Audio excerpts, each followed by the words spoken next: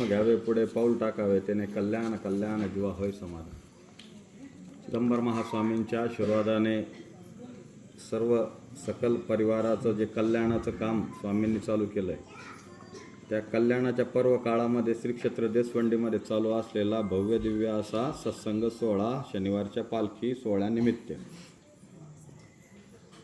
तर आपण चिदंबर महास्वामींचं वरद हस्त असलेलं आपलं गाव आणि त्या गावावर तुम्ही येणारे सगळा भक्त परिवार यांच्यावर पण स्वामींचं काय आहे फार मोठा वरद असतंय. कारण का की 60 कोटी शिवचिदंबर जप झाला, त्याच्यानंतर 6 कोटीचा संकल्प केला तो पण झाला, त्याच्यानंतर परत आपण 108 कोटीचा संकल्प आता केला आहे. तो 108 कोटीचा संकल्प आपण 2028चा शेवट आणि 2029ची सुरुवात अशा पर्व काळामध्ये आपला तो कार्यक्रम असा सुंदर असा 7 दिवसाचा कार्यक्रम असेल. भव्य दिव्य त्याची कुठंच कमी नाही, कारण की तो कुठं असणार आहे श्री क्षेत्र देसवंडी. श्री क्षेत्र देसवंडीमध्ये जो काही छोटातला छोटा कार्यक्रम पण काय होतोय भव्य दिव्य होतो. कारण का की चिदंबराची इच्छा, महास्वामींची इच्छा ज्या दिवशी असते त्या दिवशीच त्या घटना होत असतात. महास्वामींची इच्छा असल्याशिवाय कोणती घटना घडत नाही.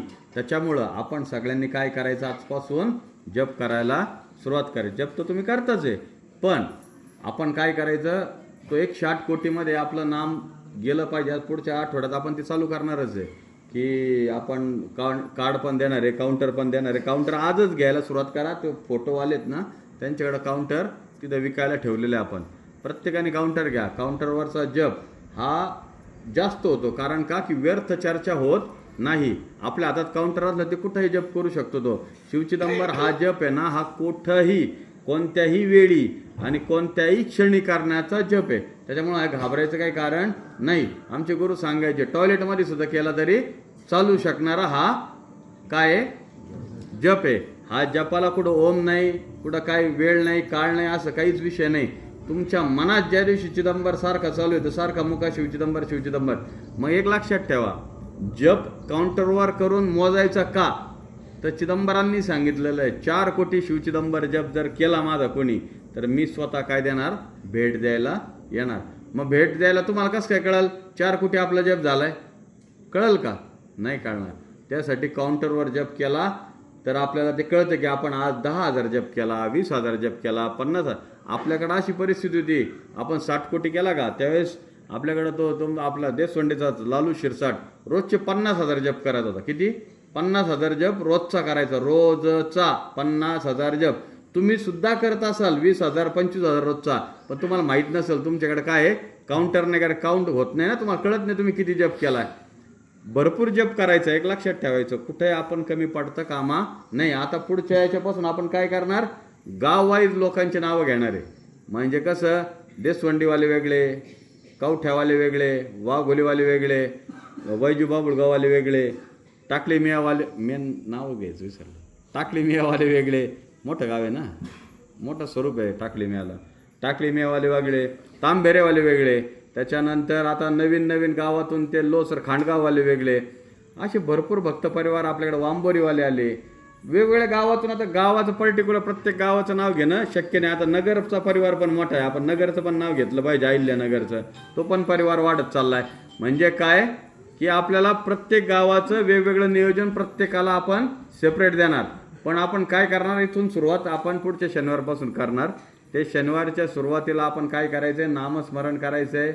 सगळ्यात महत्त्वाची गोष्ट, आपल्याला 108 कोटी नाम घ्यायचं आहे. परत एकदा लक्षात ठेवा बरं का, 108 कोटी नाव आपल्याला काय करायचं आहे, घ्यायचं आहे. आणि मग त्याच्यानंतर त्याचा यज्ञ करायचा आहे. जप झाला नाही तर यज्ञ होणार. आपल्याला एका वर्षामध्ये ज्यावेळेस आपण संकल्प केला 2023ला केला होता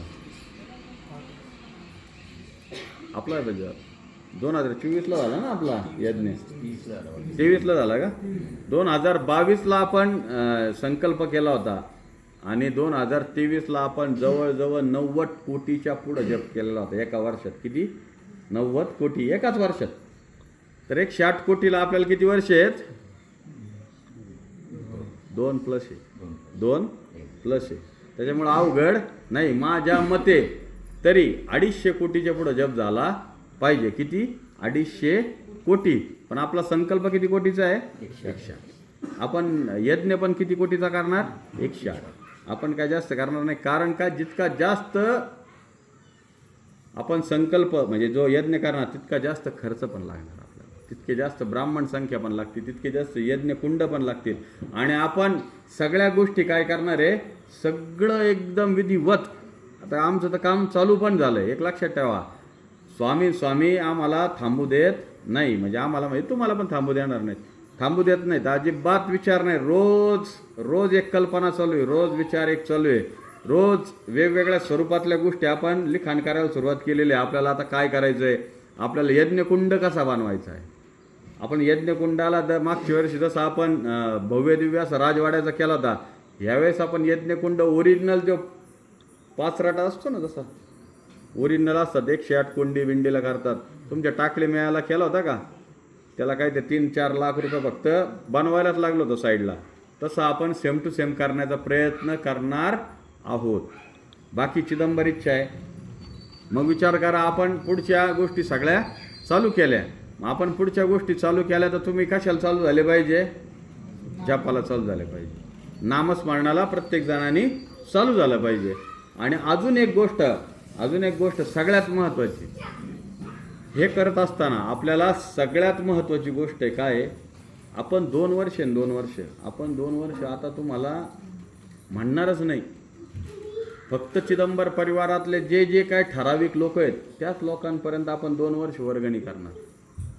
कार्यक्रम जे जन्म होणार, स्वामींचं कल्याणोत्सव, त्याला तर खर्च आहे आपले अफाट मोठे आहे. ते कार्यक्रम पण काय आपले साधे नाही राहिले, ते कार्यक्रम पण 5-5, 10-10 लाख रुपयावर जायला लागले आपले. मग ते पण आपल्याला करायचे आहेत, त्याची पट पण कमी होऊ द्यायची नाही, त्याच्या सगळ्या गोष्टी आपल्याला करायच्या आहेत. मग आपण काय आपल्याला काय करायचं आहे, आपल्याला करताना असं करायचं की आपण बरोबर नियोजनबद्धमध्ये सगळे कार्यक्रम करायला सुरुवात करायची. मग आपण पुढच्या शनिवारपासून नाही तर त्याच्या पुढच्या शनिवारपासून किंवा 1 एप्रिलपासून आपल्या परिवारातले जे ठराविक लोक आहेत त्यांनाच आपण फक्त काय करणार, हे काम सोपवणार. आता समज XYZ आपण विचार करू, दीपक शेलार तांबेरे गावचा. दीपक शेलारला फक्त एकच काम सांगायचं, काय काम सांगायचं, दीपक तुझ्याकडं ते मुलं कोणाचे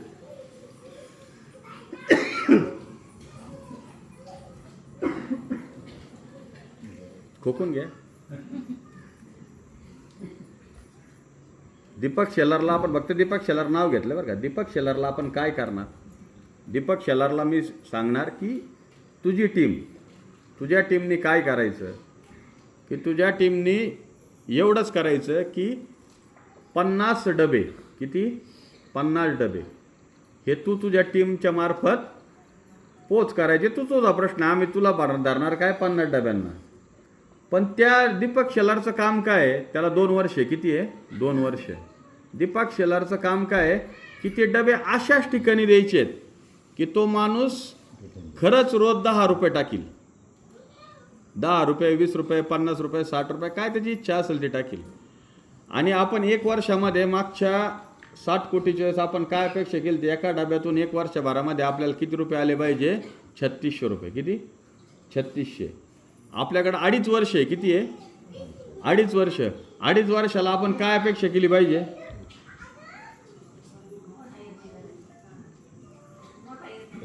तो तर करायचा. त्या डब्यातून आपल्याला दर महिन्याला किती रुपये आले पाहिजे, 3600. एका महिन्यात नाही चाललं रे सोन्या.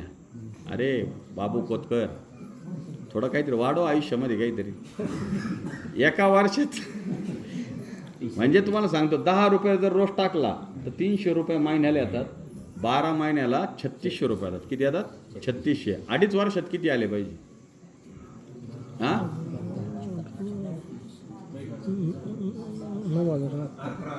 काही नका देऊ एवढे. चिदंबराची कृपा तुमच्यावर 11 दिन तो तर चांगलाच असेल. पण माझं म्हणणं आहे 2.5 वर्षामध्ये त्या डब्यामध्ये फक्त आपल्याला पाहिजे 6000 रुपये. किती अवघड आहे का, अवघड नाही. आता आपण एवढे इथे किती लोक बसलेलं असू, आकडा किती असेल बरं अंदाजे, किती 400च्या पुढं असतील. किती? तुम्ही लेडीज असाल जवळजवळ 150 पावणे 200च्या पुढं, आणि जेंट्स असतील 250च्या पुढं. साधारणतः 400 लोक इथं बसलेले असतील. या 400 लोकांनी जरी एक एक डबा घेतला, किती? 400 लोकांनी किती घेतला? एकच डबा. बरं, जादा नाही म्हणत बरं मी, एकच डबा. तर एक डबा जर घेतला तर ते 400 जणांचा एक डबा 6,000 रुपये जर पकडले तर 400 लोकांची मिळून आपल्याला 24 लाख रुपये गोळा होतात. किती? आपल्या यज्ञाला खर्च जवळजवळ 75 लाख ते 90 लाख रुपये होईल. कारण आपण जेव्हा 60 कोटी केलता त्यावेळेस आपल्याला 42 लाख रुपये खर्च आला. किती? 42 लाख. 60 कोटीला किती आलता? 42 लाख. तो होता 4 दिवसाचा. आपला आहे 7 दिवसाचा कार्यक्रम. याची पट त्यावेळेसचा भक्त परिवार आणि आत्ताचा भक्त परिवार याच्यात जमीन आसमानाचा फरक आहे. त्यावेळेसचं अन्नदान आणि त्यावेळेस होणार अन्नदान याच्यात पण जमीन आसमानाचा फरक राहणार आहे. आत्तापासूनच प्रत्येकाने एक विचार करायचा आहे की आपल्याला तो कार्यक्रम काय करायचा आहे, एकदम नेक्स्ट लेवलला नेऊन ठेवायचा आहे, की जेणेकरून जो भक्त परिवार आहे आपला, त्यांनी फक्त जसं मागचे 60 कोटी झाल्यावर 60 कोटी झाला त्यानंतर मला इथं जे जुने लोक आहेत त्यांना सांगायची गरज नाही पडत की इथं फक्त डोकं टेकवलं तरी काम व्हायला लागले. 108 कोटीच्या नंतर फक्त स्वामींना विनंती करणे, बाकी काही नाही. ते पण हृदयापासून स्वामींना विनंती करणे, याच्या व्यतिरिक्त काही करण्याची गरज नाही. स्वामी तुमचं काम फक्त तिथून जरी इथं आले आणि इथं नुसतं उभे जरी राहिले तर तुमचं काम होणार. इतका भव्य दिव्य असा कार्यक्रम, कारण की त्याला तितक्या आहुत्या जाणार, तितक्या गोष्टी होणार, तितकं एनर्जी इथं वाढणार. एनर्जी वाढली की पॉझिटिव्हिटी वाढते, पॉझिटिव्हिटी वाढली की तुमचे कामं व्हायला लागतात, आणि कामं झाल्यानंतर आपल्याला कुठं पुढं मागं पाहावं लागतं का? कुठंच पाहावं लागत. आता आमच्याकडे एक ताई आलेल्या होत्या मागाशी, माझ्याशी बोलल्या. त्या आहेत का गेल्यात नाही माहिती मला, बाहेरच्याच होत्या कुठल्या तरी. ते म्हणे माझा नवरा आहेत का? कुठं आहे? हा, उभं आहे. किती वर्ष? किती वर्ष? किती वर्ष? वर्ष सांगा, वर्ष. अयो, म्हणजे सांगता येणार ना, अशी परिस्थिती होती. इथं आल्यानंतर किती दिवसात झाला विषय शांत? पहिल्या फेरीतच झाला. आता किती दिवस झाले हो? आलेले आहेत का? ते आता यायला लागले का? वा वा, त्यांना नको उभं करायला मग. म्हणजे काय, चिदंबर महास्वामींची जर इच्छा असेल आणि महास्वामींची कृपा जर असेल तर त्या कृपेची पात्रता म्हणून आपल्याला कार्य पूर्ण होतं. हे मी फक्त तुम्हाला काय सांगितलं, एक नॉर्मल उदाहरण दिलं आहे. असे तुम्हाला अखंड चालू आहेत, अखंड. म्हणजे फुटाफुटाला, मिनटाला मला हे अखंड चालू आहेत. पण ते आपल्याला उभं का नाही करायचं? त्यांना का उभं केलं आपण? की जर एका आठवड्यात इतक्या वर्षाच्या गोष्टी असतील आणि त्या एका मिनिटात होत असतील तर आपल्याला काही करण्याची गरज आहे का? आणि ज्यावेळेस तो 108 कोटी होईल त्यावेळेस काय होईल? न भूतो न भविष्यती. पुढं पण नाही, मागं पण नाही, इकडं पण नाही, तिकडं पण नाही, कुठंच विषय राहणार नाही. त्याच्यामुळं पुढच्या शनिवारपासून आपण इथं डबे ठेवायला सुरुवात करणार आहे. ज्याला घ्यायचं असेल त्यांनी सागरला अजून आपण एक टीम तयार करणार आहे. अमोल कोकाटे असेल, लालू शिरसाट असेल, बरेच जणांची एक मोठी टीम राहील. लेडीजला वाटत असेल त्यांची सेपरेट टीम करायची, त्यांची पण करू. पण आत्ता सध्या सुरुवातीला नको, आपण नंतर जसं होईल तसं करायचं. तर ती संकल्पना घेऊन आपण कार्य करायला सुरुवात केलेली आहे. त्यामुळे प्रत्येकाने घरी जाऊन पहिला विषय काय आहे? जप. पहिला विषय काय? जप. सगळ्यात महत्त्वाची गोष्ट काय? जप. दुसरी सगळ्यात महत्त्वाची गोष्ट काय? डब्याचं नियोजन. तिसरी महत्त्वाची गोष्ट काय? आत्तापासूनच ज्या गावामध्ये वड, पिंपळ, औदुंबर वृक्ष कोणी कापत असेल, कोणाकडे ठेवायला जागा नसेल, त्या प्रत्येकाने एक गोष्ट सांगायची की आपल्या श्री क्षेत्र देशपांडेला आणून टाकणे. भरपूर लोकांना ते टाकणं जमत नाही, काही होत नाही. तर त्यांना एकच विनंती करायची की ते येऊन टाकायचं. सागरचा किंवा अजून 2-3 जणांचा नंबर ठेवा तुमच्याकडं. त्याचं नियोजन आपण काय करणार, पलीकडे जे टावर आहे तिथं आपण त्याचा खच लावायला सुरुवात करणार. कारण की आपल्याला मागच्या वेळेस 5 ट्रक आपल्याला काय लागले होते, 5 ट्रक संविधा लागल्या होत्या. यावेळेस कमीत कमी 10 ट्रकच्या पुढं संविधा लागतील. त्यावेळेस मागच्या वेळेस आपल्याला इतकं सगळं ओरिजिनल मिळालं नव्हतं, म्हणून आपण काय केलं होतं, त्याच्यामध्ये आपण मिक्स पण करून टाकलं होतं, कारण शक्य नाही. शास्त्र सांगतं की त्याच्याबरोबर तुम्हाला मिक्स करता येतं, म्हणून आपण मिक्स पण केलं होतं. आणि 2027 नंतर 27 झाली की 27 झाल्या काय करायला सुरुवात करायची आहे, गावऱ्या थापायला. कारण गावऱ्या पण लागतात आपल्याला भरपूर, पण त्याला फार वेळ आहे. त्याला काय विचार करू नका. आज फक्त विचार एक करा, काउंटर घ्यायचे, काउंटरवर जप चालू करायचा, त्याच्यानंतर डबा घ्यायचा आणि डब्यात पैसे टाकायला सुरुवात करायची. कारण का की आपल्याला दोन्ही पण पाहिजे, पारायण पण पाहिजे, नामस्मरण पण पाहिजे, आणि पण त्या सगळा मोठा कार्यक्रम जर करायचा असेल तर आपल्याला धन कुबेराचं पण लागेल. तो समर्थ आहे, तिने सांगितलेलं आहे तू टेन्शन घेऊ नको. तर पण टेन्शन घ्यायची आपल्याला काय आहे, सवय, पण ती सवय आपली जात नाही. आता त्याच्यानंतर मी माझ्या सगळ्या जो ग्रुप आहे त्याच्याशी वेगवेगळ्या प्रकारात मी काय करणार, मिटिंग घेणार. ते कार्य आपलं चालू झालं. आता त्याचं टेन्शन तुमच्याकडे नाही. आता ते टेन्शन काय झालं, स्वामींकडे घ्यायचं. कारण स्वामींचा कार्यक्रम आपला कुठं कार्यक्रम आहे, जप कोणाचा करायचा, नाव कोणाचं होणार नाही. स्वामींचं नाव त्रिकाळच आहे ना. नाव होणार तुमचं सगळ्यांचं. का की तुम्ही सगळ्यांनी मिळून तो काय केला, यज्ञ केला आहे. तुम्ही सगळ्यांनी मिळून पुढाकार घेऊन तो कार्यक्रम केला आहे. तुम्ही सगळ्यांनी मिळून तो कार्य पूर्ण केलं आहे. आणि सगळ्यात जास्त नाव होईल श्री क्षेत्र. मग सगळ्यात जास्त काम कोणाला करावं लागेल, सगळ्यात जास्त पैसे कोणाला द्यावं लागेल,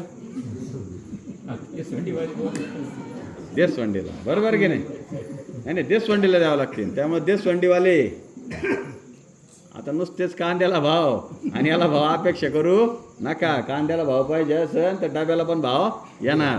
डबा वाढला तर कांदा येणार, काय आहे की नाही. डबा वाढला तर काय होणार, कांदा वाढणार. त्याच्यामुळं प्रत्येकाने एक लक्षात ठेवा, इथून पुढं प्रत्येक शनिवारी याच्यावर आपण 5 मिनटं बोलणार. याच्यानंतर परत पुढच्या शनिवारपासून याच्यावर जास्त चर्चा होणार नाही. एक छोटीशी कथा घेतोय गुरुकृपेची. एक मला काय झालंय, तू असं बसतो की इकडे, थोडं इकडे व्हायचं ना. मला काय होतं, मला ते प्रॉब्लेम येऊ राहिला. गुरुकृपेची आपण एक कथा घेऊया.